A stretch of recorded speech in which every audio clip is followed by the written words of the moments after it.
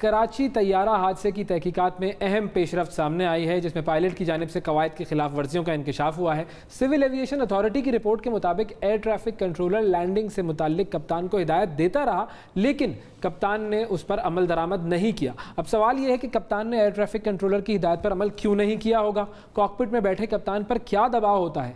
कहा यह जा रहा है कि कराची हादसे का शिकार होने वाले जहाज के पायलट का साइकोलॉजी जो टेस्ट था वो भी क्लियर नहीं था, या ये कि उन्होंने बाहर से वो टेस्ट क्लियर किया था। पायलट का नफ्सियाती टेस्ट होता क्या है? जहाज उड़ाने वाले कप्तान की जो नफ्सियात है वो क्या होती है? इस पर हम बात करेंगे। माहिर नफ्सियात और माहिर हवाबाजी जनाब नौशाद अंजुम साहब हमारे साथ मौजूद हैं। अस्सलाम वालेकुम नौशाद साहब। जी वालेकुम अस्सलाम, thank you very much for having me. जी नौशाद साहब, ये जो वाक़या हुआ और इंतहाई एक अफसोसनाक वाक़या था, और अब इस हवाले से जो सिविल एविएशन अथॉरिटी है उसने एक लेटर भी लिखा है, उसकी भी रिपोर्ट सामने आई है जिसमें यह कहा जा रहा है कि जो कैप्टन थे उन्होंने जो एयर ट्रैफिक कंट्रोल है उनकी बातों पर अमल नहीं किया। तो ये जो सारी सूरत हाल है, पहले अगर मैं आपका ओपिनियन ले लूँ कि आपको क्या लगता है एज एन एविएशन एक्सपर्ट कि क्या एक पायलट ऐसा कर सकता है कि वो बातें न सुने एयर ट्रैफिक कंट्रोल करने वालों की और अपनी मर्जी से सारे डिसीजन ले और फिर वो इस नतीजे पर पहुंचे? क्या ऐसा पॉसिबल है? पहली बात तो मैं ये कहना चाहता हूँ कि ये काफ़ी आसान होता है किसी इंसान के दुनिया से चले जाने के बाद उसके बारे में कमेंट करना और उसकी पर्सनालिटी प्रोफाइलिंग करना। अगर ये कहा जा रहा है कि कप्तान की नफ्सियाती सिचुएशन के बारे में कोई बात की जा रही है, तो मैं ये बात यहाँ बोलना चाहूँगा कि अगर आप किसी भी साइकोलॉजिस्ट से ये पूछें, जो एविएशन साइकोलॉजिस्ट हैं, फॉर एग्जांपल मैं एक बायर की एयरलाइन में अभी उड़ता हूँ, तो इस एयरलाइन के अंदर ऐसे बहुत से लोग हैं जो बाहर से अप्लाई करते हैं, पाकिस्तान से अप्लाई करते हैं, और कुछ लोग सिलेक्ट हो जाते हैं, कुछ नहीं होते। तो जो नहीं सिलेक्ट होते इनके लिए फिट नहीं क्या इसका क्या मतलब है कि वो जहाज नहीं उड़ा सकते, वो पायलट्स नहीं है, वो फिट नहीं है? ऐसा नहीं है। एविएशन साइकोलॉजी एक बहुत ही स्पेशलाइज्ड फील्ड है। ये एक नॉर्मल साइकोलॉजिकल टेस्टिंग के ऊपर बेस नहीं की जाती। और अगर किसी भी दुनिया के एविएशन साइकोलॉजिस्ट ने या साइकोलॉजिस्ट ने एक कैप्टन को क्लियर किया है, तो रेस्ट अश्योर्ड दैट और वो भी आउटसाइड पाकिस्तान, तो rest assured that will be correct. अलबत्ता मैं एक बात जरूर कहना चाहता हूँ, हम जिस भी प्रोफेशन से हमारा ताल्लुक है, चाहे हम पायलट्स हैं, चाहे हम इंजीनियर्स हैं, चाहे हम एनी प्रोफेसर्स हैं, चाहे हम लॉयर्स हैं और डॉक्टर्स हैं, सर्जन्स हैं, ये जब हम स्ट्रेस में जाते हैं तो हमारे अंदर एक खास किस्म की तब्दीली पैदा होती है हमारी जजमेंट में, हमारी डिसीजन मेकिंग में। उस तब्दीली का असर लोगों के ऊपर, हर इंसान पर डिफरेंट होता है, और उसमें गलती भी हो सकती है और ये भी हो सकता है, क्योंकि अभी तक इन्वेस्टिगेशन क्लियर ही नहीं है, उसमें कोई टेक्निकल हिच भी हो सकती है, और combination of both can also be there. तो मैं आवाम को इस बारे में जरूर आगाह करना चाहूंगा आपके तवज्जुह से कि किसी भी इंसान की साइकोलॉजिकल हेल्थ को एवेलुएट करना इस कंडीशन में जो सूरत हाल अभी हमारे पास है, it is next to impossible. और अगर इसके ऊपर कोई बात की भी जाएगी तो उसका ज्यादा ताल्लुक मफरूजों पे होगा। एंड अगर किसी भी तरीके से किसी साइंटिफिक पुराने पेपर्स की वजह से, पुराने रिकॉर्ड्स की वजह से, किसी भी तरह से कोई बंदा इस नतीजे पे पहुंचना भी चाहेगा, तो फिर मैं उन इन्वेस्टिगेटर से ये रिक्वेस्ट भी करूंगा कि ये कैप्टन आपके पास पिछले कई बरसों से उड़ रहे थे, ये फर्स्ट ऑफिसर थे, को पायलट थे, फिर कैप्टन ग्रेड हुए थे, सब कुछ हुए थे, तो जो लोग इनको देख रहे थे उनको नजर नहीं आ रहा था, फिर उनका भी मेडिकल चेकअप करा लें, हेल्थ चेकअप। सो अच्छा, लेकिन यहाँ पर नौशाद साहब एक ठीक है, हम फिर मफरूजों पे बात नहीं करते, जाहिर है वो यहाँ पर मौजूद नहीं है, हम किसी किस्म की जजमेंट को यहाँ पर उनके बारे में तो नहीं दे सकते। लेकिन सिविल एविएशन अथॉरिटी ने भी उनके बारे में एक खत, बड़ा तवील खत लिखा है, डिटेल खत लिखा है, उस पर भी आपकी राय जानना चाहेंगे। और ये भी जानना चाहेंगे कि ये बात तो सामने आई है कि उन्होंने बात नहीं सुनी एयर ट्रैफिक कंट्रोलर्स की। अब पायलट्स का जनरली रुझान क्या होता है? क्या वो अपनी तरफ से डिसीजन ले सकते हैं और वो एयर ट्रैफिक कंट्रोलर की बात को इग्नोर करके अपने फैसले कर सकते हैं? क्या ये आम प्रैक्टिस है या यहाँ पर इस केस में ऐसा हुआ है?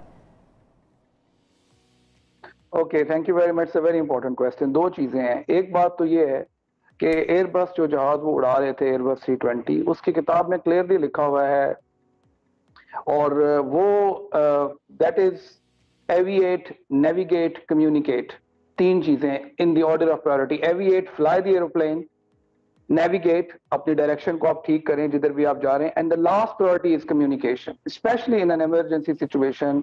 हमने एयर ट्रैफिक कंट्रोलर की बात को मानना होता है, लेकिन जब जहाज के अपने अंदर कोई प्रॉब्लम है या आप उसको ऑपरेशनली ऑपरेट कर रहे हैं, then the communication comes the least. Now comes the question कि अगर एयर ट्रैफिक कंट्रोलर ने कोई बात कही है, एक चीज मौजूद है एविएशन के अंदर, that is called pilot discretion.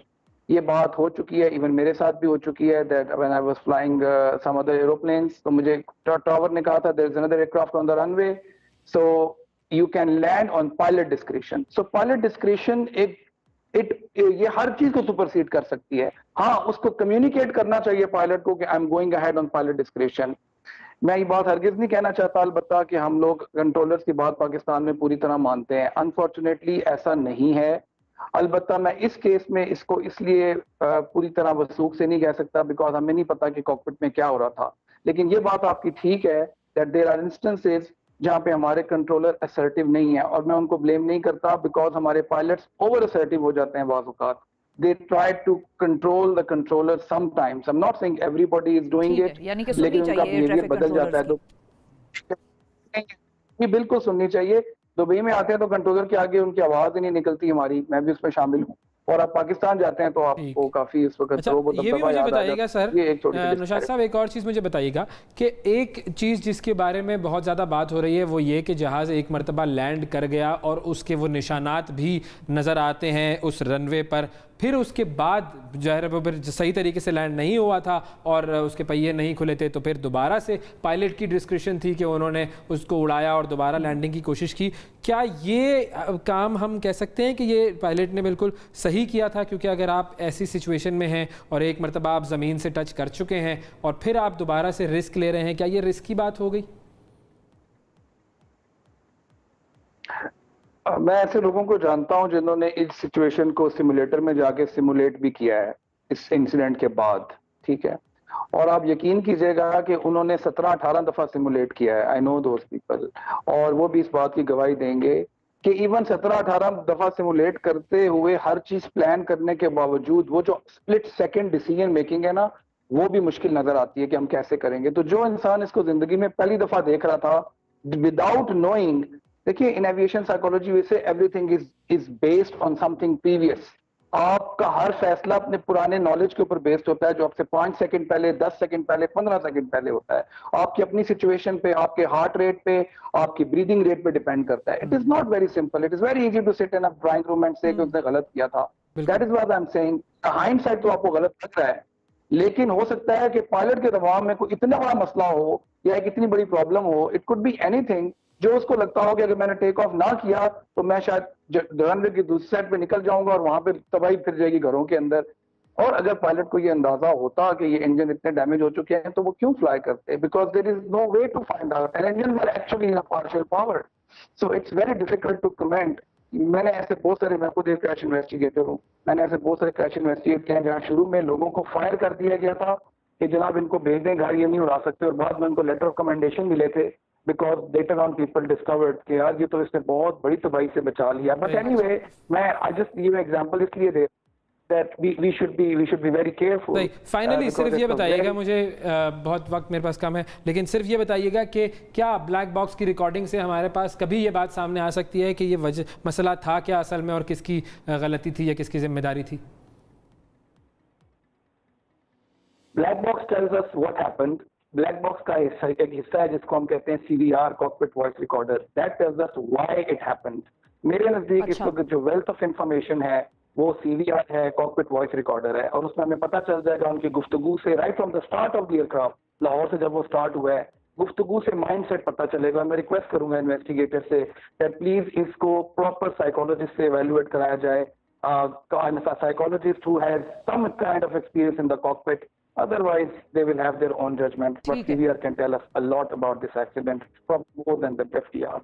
ठीक है नौशाद साहब, बस आखिर में सिर्फ क्विकली ये बता दें कि इस क्रैश से हमारी कौम ने और सिविल एविएशन अथॉरिटी ने, PIA ने कुछ सीखा होगा, और क्या हम कोई ऐसे मेजर्स इंश्योर करा सकेंगे? वो क्या होंगे मेजर्स, क्विकली अगर आप बता सकें, कि जिससे आइंदा आने वाले सालों में हम इस किस्म की जानें, इस किस्म के हादसे में ना खोएं। सिर्फ एक बात कहना चाहता हूँ, there are no new accidents, there are no new victims. अगर आज आप गूगल करें black and white crashes 100 years ago, 50 years ago, you will find, इसकी इन्वेस्टिगेशन भी जब आएगी तो आपको वो ही हिस्ट्री के रीजंस रिपीटेड मिलेंगे। और सिर्फ एक रीजन मैं हाईलाइट करना चाहता हूँ, follow the book. We don't follow the book. हम तो ट्रैफिक सिग्नल की पासदारी नहीं करते कि जब तक कोई देख ना रहा हो। तो मेरा कौम को ये पैगाम है कि हमें इस क्रैश अपनी गिरबानों में जानने के लिए इस क्रैश की जरूरत नहीं थी। आज हम सब इसलिए चीख रहे हैं कि उसने ये नहीं किया, फलां ने ये नहीं किया। प्लीज हम ये देखें हमारे घरों में कितनी सॉकेट्स हैं जो जली हुई हैं, कितने जूते हैं जो स्लिप करते हैं बाथरूम में, बूढ़ों की टांगें टूटती हैं। हम कितनी प्रोसीजर फॉलो करते हैं, हम कितना ज्यादा कानून की पाबंदी करते हैं। अगर सिर्फ ये करना शुरू कर दें, हेलमेट सीट बेल्ट पहननी शुरू कर दें, तो हम अपने बच्चों को कम से कम वो सिखा सकेंगे और वो केस माशरे में आएंगे। ठीक है, बहुत शुक्रिया नौशाद अंजुम साहब।